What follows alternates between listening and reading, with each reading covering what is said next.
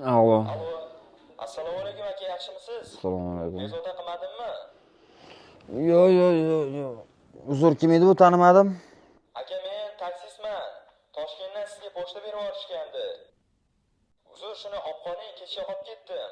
Aka, to'rdan ham telefon qiladim. Insofingiz bormi? Aka, ertalabki odamim bor edi-da, yana Toshkentga qaytib ketishim kerak. Shunga olib qoling, endi tirikchilik-da. Aka, ertalab olib keling, ertalab qabul qila olaman. Hozir hamma uxlayapti, men qabul qila olmayman. To'g'ri tushuning endi aka. Yo'q, aka, bo'lmaydi.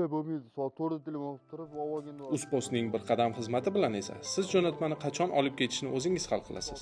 Asosiysi 5 kun ichida olib ketsangiz bas.